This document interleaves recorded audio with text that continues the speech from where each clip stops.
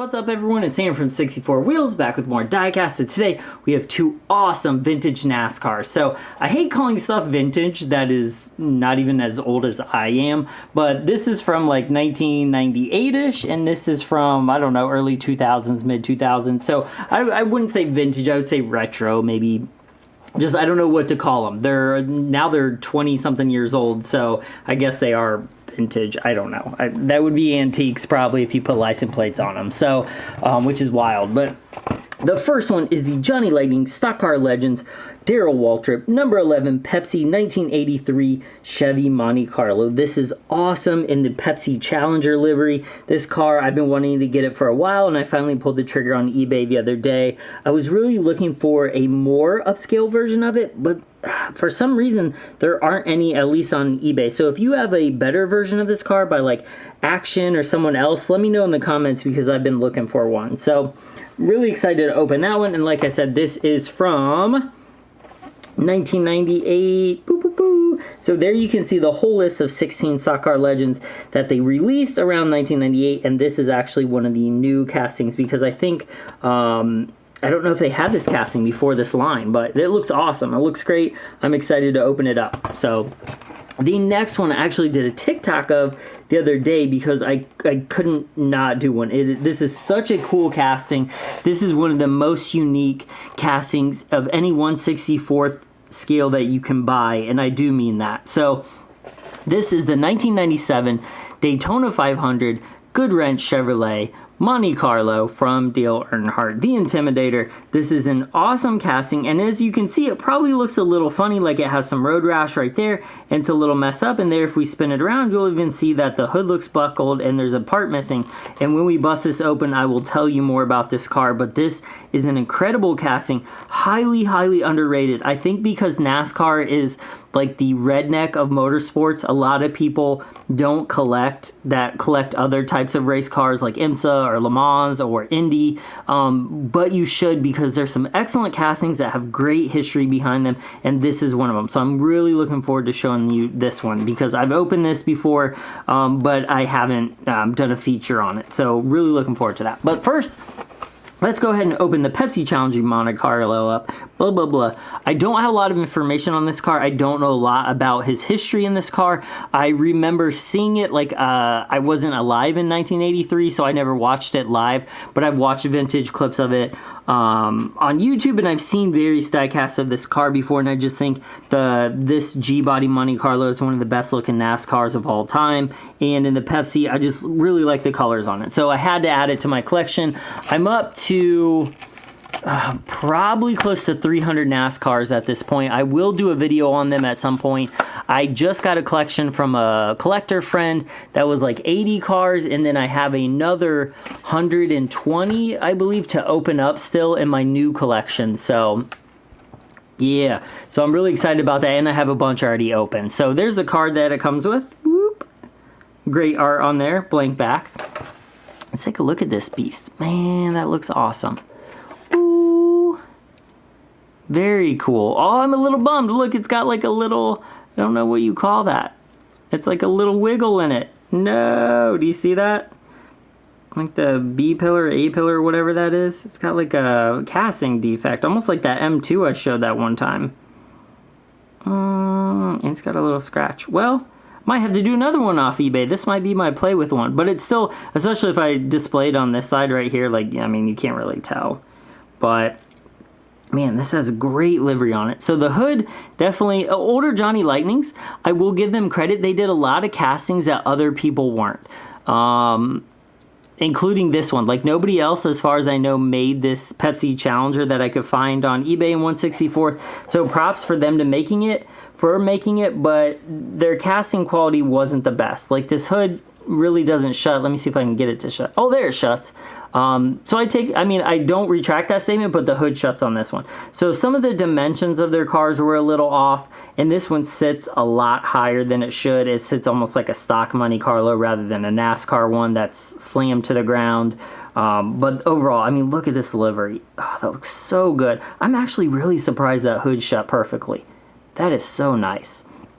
That kind of hiccup sucks. I might have to grab another one off eBay and see if they're all like that, or just see if this one got dented. Oh, like somebody doing that at the factory. But overall, I mean, look at the livery on this. It's hard to beat that. Vintage NASCAR has some of the best liveries, the 80s, early 90s, late 70s. Oh, the liveries are awesome. Pepsi Challenger. Really good looking car. This will look awesome in my collection. I'm scared to roll it though, because I don't want it to be like all wonky. Okay. Oh, actually it rolls pretty good. And it looks good with the white wall Goodyear tires. Looks pretty good. Nice. I'm a little bummed about that. That will definitely deter from the old score there, but not too bad. I like it overall. Again, if you know a better version of this car, I'm looking for one. So this one will suffice for now, but I'm after a higher quality version with more parts probably. Sick. It'll earn a good place in my collection. Okay, now on to this one. So this is an Action brand. Action made a ton of NASCARs in the late 90s, early 2000s. I don't think they're in business anymore. They might be, because I know Lionel has the NASCAR license right now for most scales.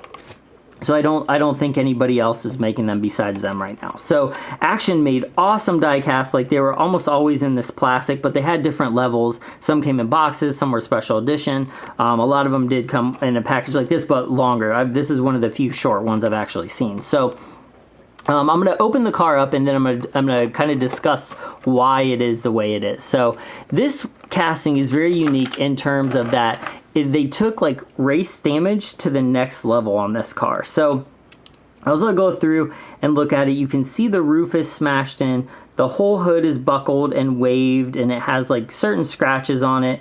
The whole front, like the front clip is missing. I mean, it's just wild. The back is totally bent down. The Goodwrench, like you can see it's buckled. I mean, it almost looks like a custom, but it came from Action this way. So there you can see the spoiler is totally laid flat, because in the 1997 Daytona 500, with around 12 laps to go, Dale Earnhardt was one of 6 people vying for the lead, so they were racing pretty hard. Now, Dale Earnhardt, if you don't know a lot about his career, he had never won a Daytona 500 at that point. So that was one of the races that eluded him his entire career until the very next year in 1998, he ended up winning.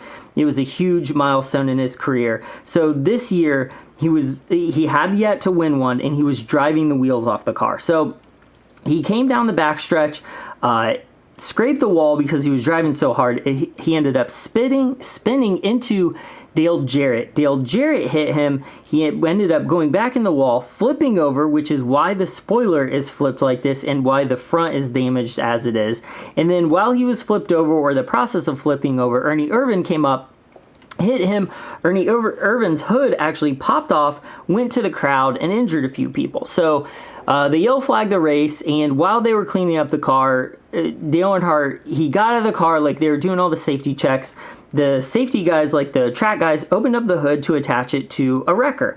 Dale Earnhardt was like, no, I'm fine. Being the Dale that he is, he was like, I'm going to get in that car and I'm going to drive it back to the pits. It's drivable. So all the wheels on it, all the tires were fine. Physically, mechanically, it was okay, other than the fact that it had been flipped over and the aerodynamics were jacked now. So he got back in the car, fired it up, drove back to pit lane. His team ended up fixing the car enough for him to finish the race, and he ended up finishing in 31st. So this casting is a replica of the post-race number 3 Goodwrench Chevrolet. So if you go back, after you're done watching this video, if you've never seen the wreck, go back and Google the wreck, because the damage, the missing front bit right here, the waves in the hood, how the fender up here is smashed in, the roof is smashed in, how like he landed like this and the rear spoiler flattened out. Go Google it, because they did a fantastic job on this.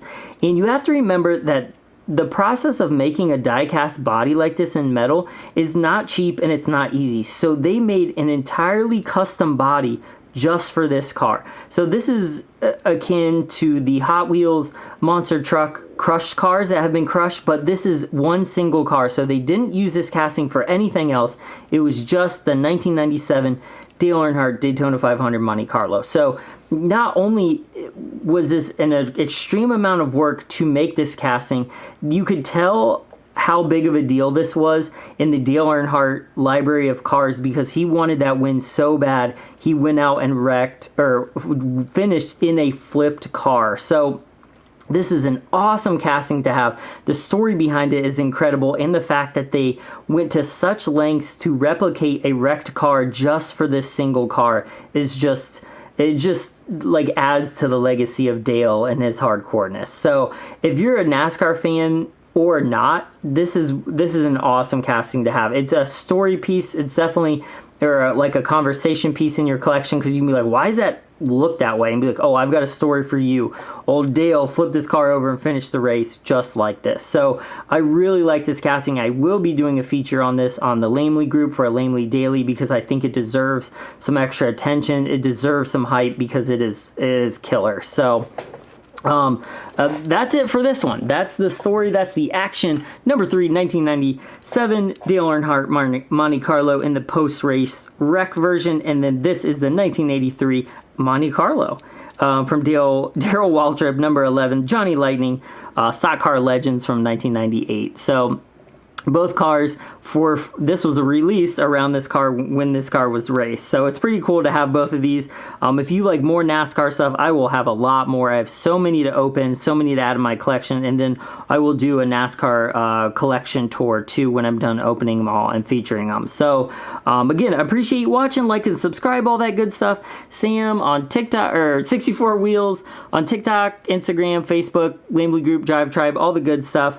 I will put a link to each of these for the eBay link if you want to buy either of them. Going through my affiliate link, it gives me a few cents every time you buy them. It doesn't add anything to the price. It just kind of gives me credit behind the scenes for them. So if you like that, you can support the channel that way. Either way, I'll be having more unboxing reviews coming up. So thanks, guys.